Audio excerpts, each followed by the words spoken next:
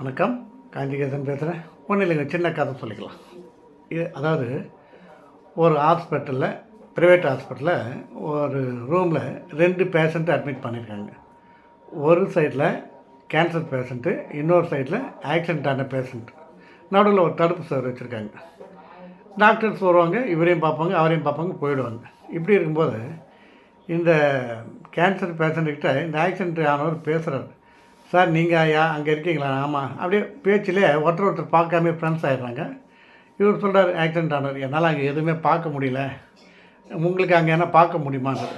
நான் இருக்கிற இடத்துல பெரிய ஜன்னல் இருக்குது, இது வழியாக நான் வெளியே நடக்கிறதுலாம் உங்களுக்கு டெய்லி சொல்கிறேன், அதை வச்சு நீங்கள் கற்பனையில் பார்த்துக்கங்க, என்ன பார்க்கணும்னு அப்படியே சொல்கிறேன். ரைட்.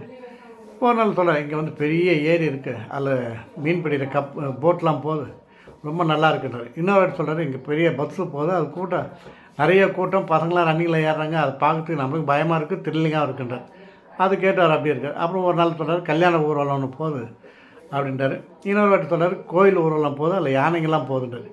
இப்படியே ஒரு நாளைக்கு ஒன்று சொல்லி அவரையும் சந்தோஷப்படுத்துறாரு இவர். அவர் அதை வச்சு மனக்கண்ணோட்டத்தில் அவர் பார்த்துக்கிறார். இப்படி இருக்கும்போது அந்த கேன்சர் பேஷண்ட்டு இறந்துடுறார். இறக்கணும்னு அந்த நர்ஸுங்களாம் வராங்க. அங்கே இறந்துட்டார் அவர். இவர் கேட்குறாரு, எங்கே என் ஃப்ரெண்டு காணோம், எதுவுமே பேசலையான்னு.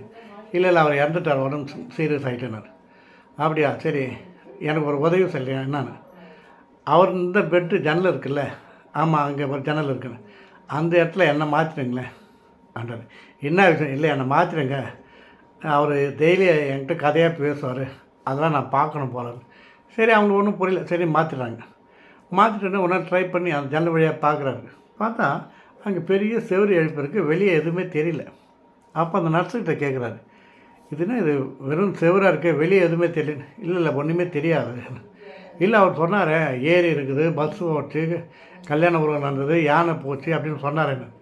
சாரிங்க, அவர் கேன்சர் பேஷண்ட்டு, பட் பிளைண்ட் அவர். என்ன பிளைண்ட் அவர்?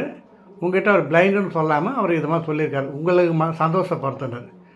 அப்படியான ஏன்னா அவர் வந்து உங்களை நீங்கள் கால் ஆக்சிடென்ட் ஆகிட்டுது, உங்களுக்கு அந்த கஷ்டத்தை கொடுக்கணும், உங்களுக்காக நான் அவர் ஆக்ட் பண்ணியிருக்கார், பிளைண்டு தான் அவர். நான் சரி, இப்படி ஒரு நல்ல மனுஷன்றது. இது எதுக்கு சொல்லணும்னா, அவர் இவருடைய கஷ்டம் அவருக்கு தெரியும், அவர் இன்னும் பிளைண்டு. அந்த கஷ்டத்தை இவர்கிட்ட சொன்னால் இவர் என்ன பண்ணுவார், அதனால் அதை மறைச்சி இவருக்கு சந்தோஷத்தை கொடுக்குறாரு. இது எதுக்குன்னா, நம்ம கஷ்டப்பட்டாலும் மற்றவங்கள ஹாப்பியாக வச்சுக்கணுன்றதில் அவர் சின்ன போய் சொல்லிட்டார். நட்பின் இலக்கணம் அப்படின்னு இதுக்கு டைட்டில் கொடுக்குறாங்க. நல்லான்னா நீங்கள் லைக் பண்ணுங்கள், ஷேர் பண்ணுங்கள், சப்ஸ்கிரைப் பண்ணுங்கள். ஒரு ஃப்ரெண்டுக்காக எதை வேணும் செய்யலாம், நல்லதுக்காக அப்படின்றாங்க. ஓகே.